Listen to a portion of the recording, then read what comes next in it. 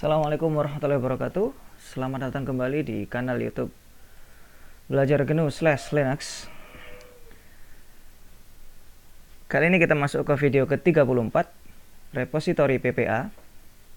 Ya, kita akan belajar tentang PPA, yaitu Personal Package Archive. Ini PPA, arsip paket pribadi. Ya, materinya ada 7. Yang ini materinya ya. Langsung aja saya akan mulai. Apa itu PPA? Seperti Anda telah mengenalnya, PPA adalah Personal Package Archive. Sebuah singkatan ya, sebuah nama. Sebenarnya apa sih PPA itu? PPA itu repositori, sama aja. Jadi suatu tempat di mana paket-paket software dikumpulkan dan sistem operasi Ubuntu. Nah, ini Ubuntu saya pakai 16.10. Sistem operasi Ubuntu ini bisa diarahkan ke suatu repositori. Jadi bisa diarahkan ke suatu PPA. Ya.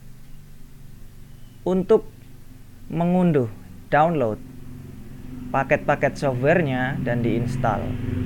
Ya, bayangkan seperti Android. Nah, ini dia nginstal software dari Google Play Store. Hanya saja servernya ya milik Google. Ya, sumbernya ya sumber di Google.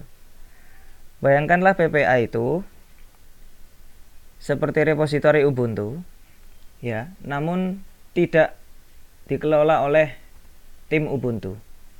PPA adalah repositori, sama seperti repositori resminya Ubuntu, hanya saja dia tidak resmi.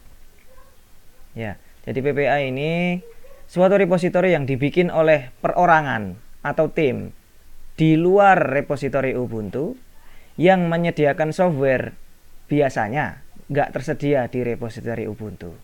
Itu ya, paham ya? Jadi ada repositori resminya Ubuntu dan ada repositori yang dibuat oleh para pengguna Ubuntu sendiri, ya. Dan itulah PPA, repositori di luar repositori Ubuntu yang dapat menyediakan software bisa diinstal di sistem operasi Ubuntu kita. Jadi di praktek lapangannya orang pakai PPA ketika dia perlu software yang nggak tersedia di repositori resmi. Jadi poin kedua ini, apa bedanya dari repositori resmi? Tidak semua free software di muka bumi ini telah dipaketkan ke dalam repositori Ubuntu. Nah, itu fakta. Kalau misalkan ada software yang tidak tersedia di repositori Ubuntu, apa yang dilakukan oleh pengguna? Bagi pengguna yang ingin mudah, mereka cuma cari PPA yang menyediakan software tersebut dan menginstal softwarenya dari PPA tersebut. Gitu. Itu caranya. Baik, sekarang antara PPA dan versi Ubuntu. Nah, ini penting. Sesuai namanya, ini penting. Ini P pertama ini, personal, pribadi. Jadi, ya namanya PPA ya, sebuah repositori pribadi. Dibikin oleh perorangan seperti ini, contohnya. Ya, dibikin oleh perorangan, namanya juga personal ya. Kemudian, yang tersedia di dalam PPA itu software dalam bentuk paket-paket ya, formatnya .deb. Masing-masing paket ya itu tersedia untuk masing-masing versi Ubuntu. Jadi ada paket sendiri untuk Ubuntu, ini punya saya ini 16.10.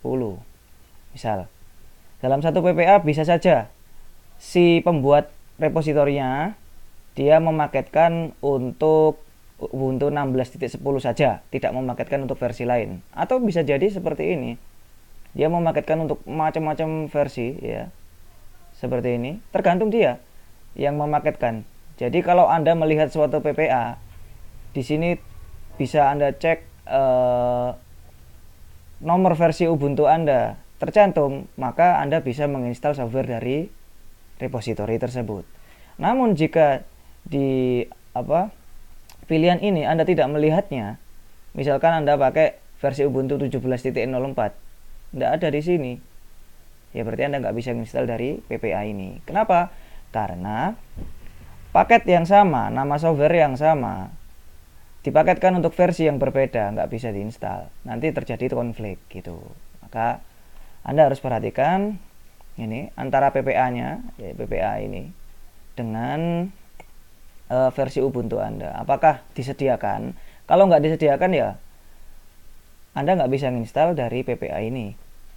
Kalau Anda pengen bisa, ada banyak pilihan, misalkan compile manual, atau minta orang lain, bayar orang lain untuk mengompil kayak buat Anda gitu. Sekarang ya lanjut ke materi berikutnya.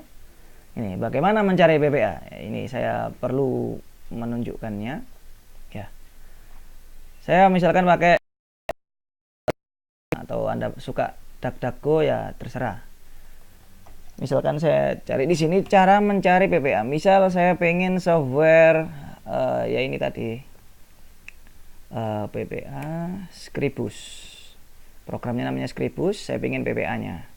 Tinggal ketik enter. Ya, kita bisa temukan kayak gini. Ada beberapa PPA. Yang perlu Anda lihat adalah URL-nya. Dia harus berada di launchpad.net. Gitu.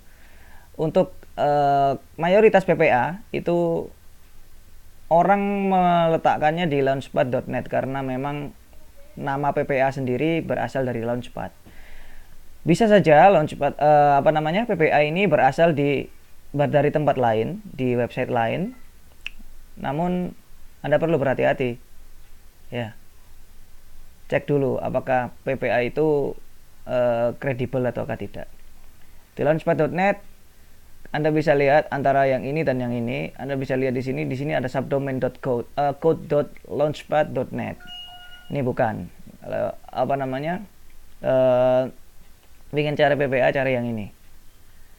Launchpad.net, nama user, archive, Ubuntu PPA.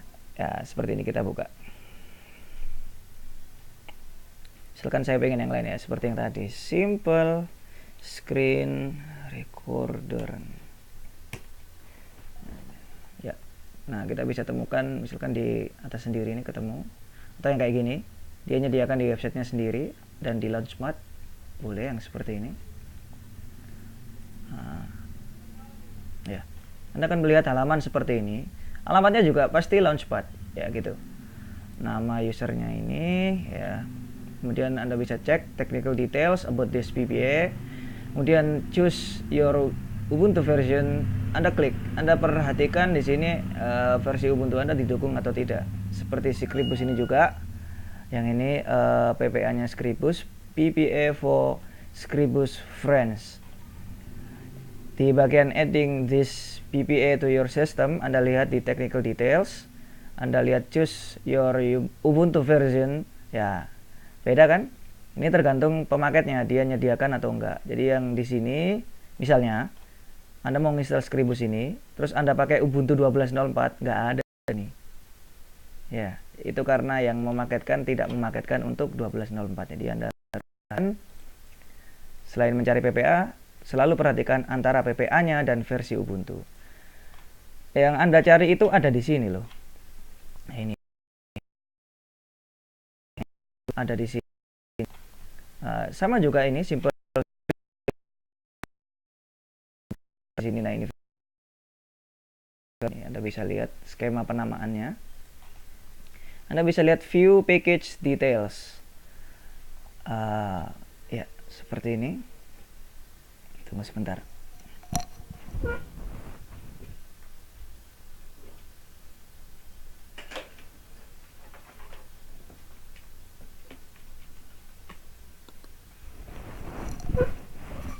Ya.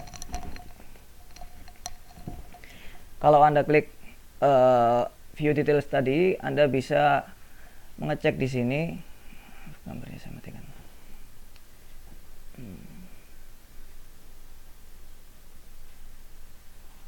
Ya, seperti ini. Kita lihat pertama ini. Nah, Anda bisa lihat arsitektur yang didukung 64 bit dan 32 bit. Kemudian ini paket-paketnya. Di sini Anda bisa cek ukurannya. Ya, seperti ini, dan Anda bisa lihat source code-nya. Ada source code-nya di sini. Gitu. Ya. Baik, sekarang langsung aja saya melanjut materi berikutnya. Pasang alamat PPA. Ini. Yang kita mau dengan video ini, ya, juga masyarakat itu pinginnya apa dengan PPA? Adalah install software. Gitu aja. Cuma untuk install itu kita harus melakukan, pertama kita harus pasang alamat PPA-nya terlebih dahulu. Kemudian kita baru menginstal programnya. Saya kasih contoh di sini simple screen recorder. Ya, saya kembalikan gini. Alamatnya ini ya. Anda bisa cari sendiri lewat mesin pencari. Simple screen recorder. Yang perlu Anda lakukan adalah perhatikan di bagian adding this PPA to your system di halaman yang sama, ya, di halaman yang Anda bisa melihat versi-versi Ubuntu Anda didukung atau enggak. Di situ ada alamat PPA di sini, alamat PPA ini PPA Martin Bart yang seperti ini. Kemudian ada perintah sudo add ini. Nah, yang Anda ambil ininya, klik kanan, copy, kemudian buka konsol, buka terminal, Ctrl Alt T, ya. Kemudian paste di sini, tempelkan, kemudian tekan Enter. Ini pastikan ya, pastikan internet Anda menyala loh. Nah, pastikan koneksi internetnya menyambung, ya. Tampilkan di sini, kemudian tekan Enter. Ketika diminta password, masukkan. Tunggu sebentar, dia akan membaca. Ya, yang dia baca ini keterangan yang sama dengan PPA description di sini, lihat. Nah, ini sama kan dengan yang ini. Ya, dia akan mengambil itu. Kemudian Anda akan diminta enter untuk melanjutkan. Ya, tekan enter aja. Kalau Anda nggak setuju, Anda pengen membatalkan, tekan Ctrl C. Ya, sekarang kita enter. Dia akan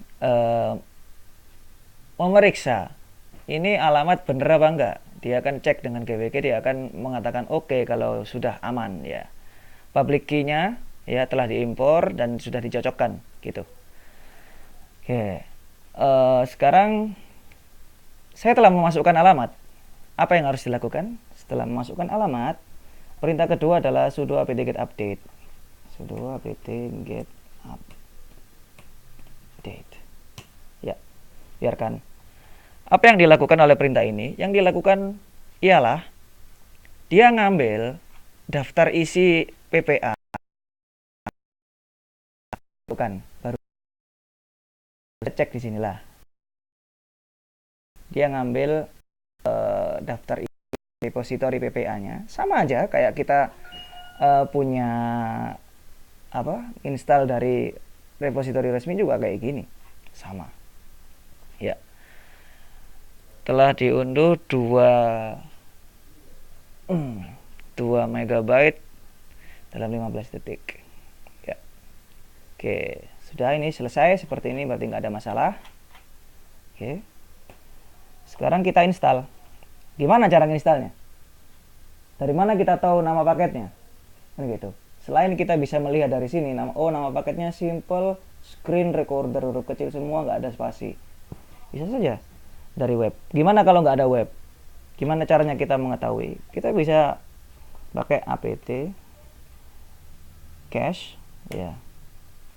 Kemudian policy simple screen recorder, nama paketnya.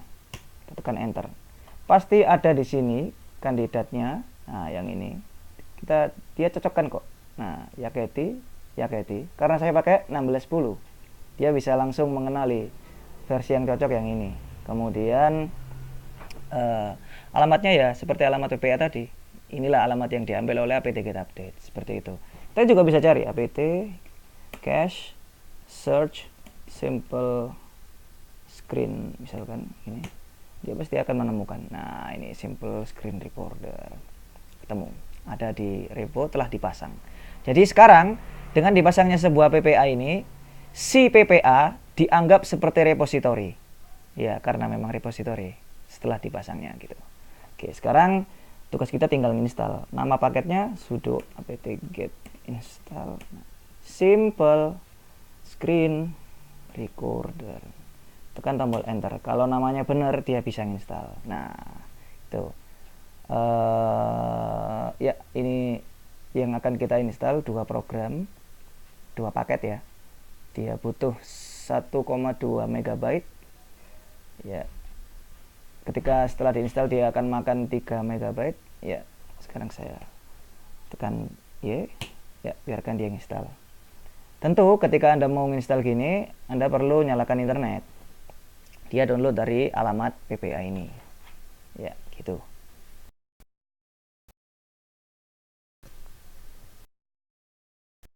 Selesai dalam 14 detik. Ya, ini. Dan dia install. Processing, setting up. Ya. Ya. Kalau kursor Anda kembali ke prompt berarti selesai. Instalasi selesai. Kalau nggak ada error itu bagus ya. Alhamdulillah.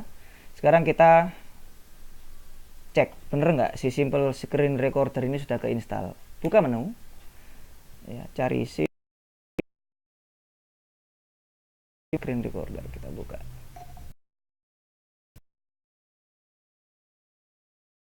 Kita bisa pakai where is simple screen recorder, kita cek ya, dia ada di sini berarti. Nah, ya ada di sini programnya, alamatnya ya, gitu caranya. Kalau mau panggil dari terminal juga bisa, simple screen recorder. Nah, bisa kan seperti ini.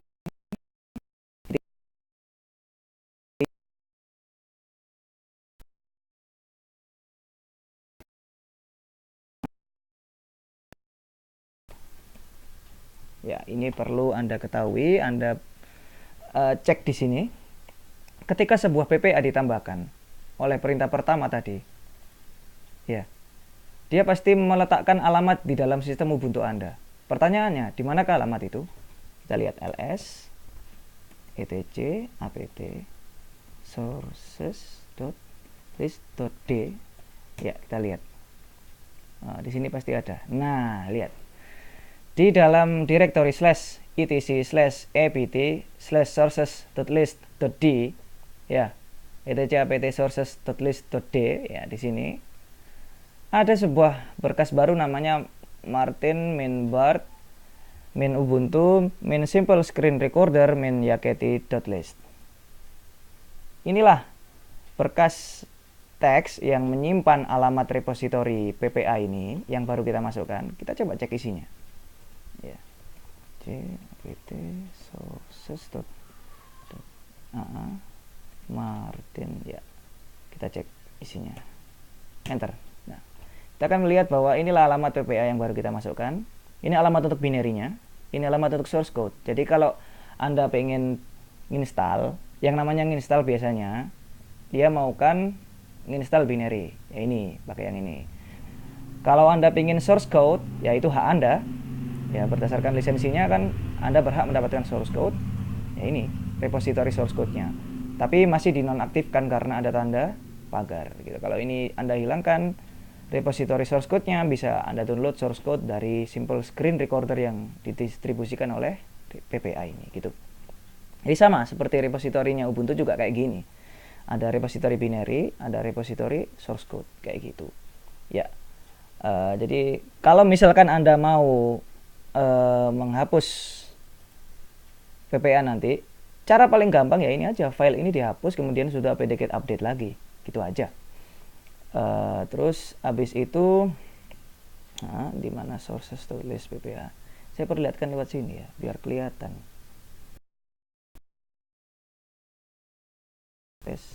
pt/sources. Nah, kita bisa melihat yang mana. Nah, ini PPA-nya. Ya, ini yang tadi kita lihat itu. Jadi biar Anda bisa melihatnya langsung. Oke.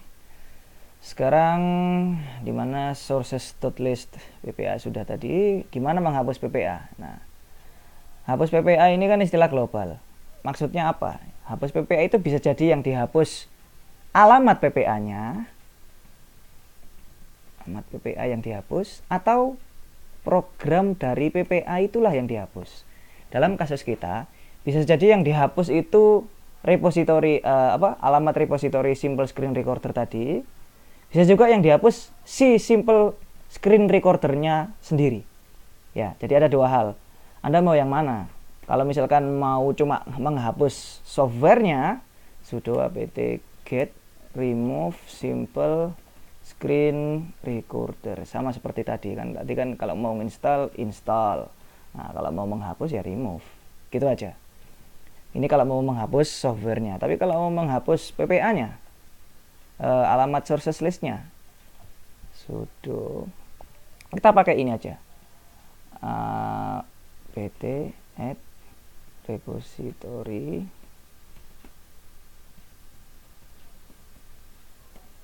help.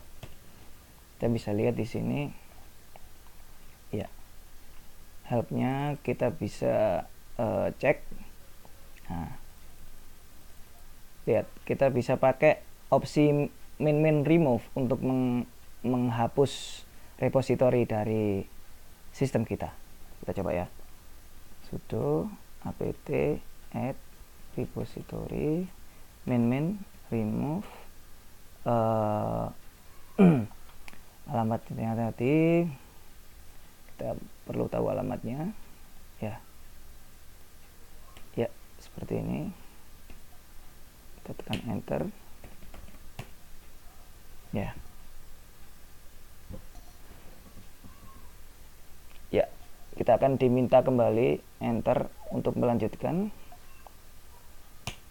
Ya, tekan enter. Ya, sampai di sini apa yang dia lakukan? Yang dia lakukan adalah menghilangkan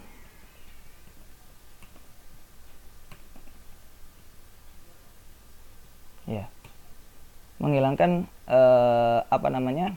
repositorinya. Kita bisa baca ya, kita bisa baca ulang ya. Lihat, udah nggak ada isinya, berarti isinya dihapus walaupun filenya masih ada. Oke, sekarang kita lakukan lagi sudo apt get update. Harusnya sudah nggak ada lagi yang namanya repository simple screen recorder dipanggil gitu.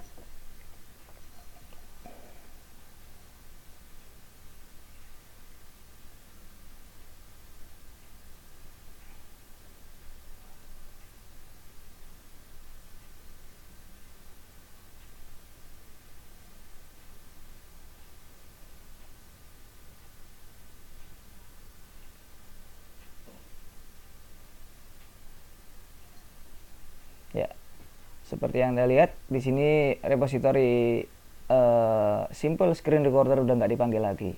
Jadi betul sudah dihapus walaupun programnya masih ada karena belum gitu ya.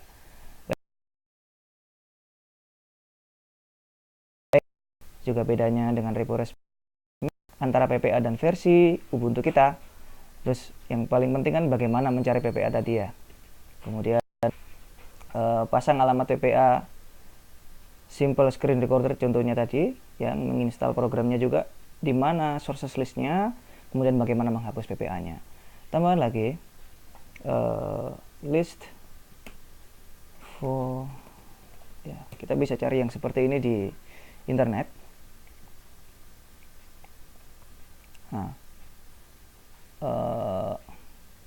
Nah ya seperti ini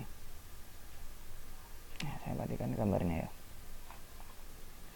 Kita bisa mencoba cari di internet daftar-daftar PPA ya, kumpulan PPA untuk suatu versi Ubuntu kayak gini ya. Nah, alamat-alamatnya buka aja, tinggal dimasukkan, kita bisa install VLC, NetBootin, Terminix ya, Unity, Atom, dan yang lain-lain banyak banget kan kayak gini. Kita bisa cari di internet yang seperti itu. Ini kata kuncinya. video ini. Semoga ini bermanfaat. Wassalamualaikum warahmatullahi wabarakatuh.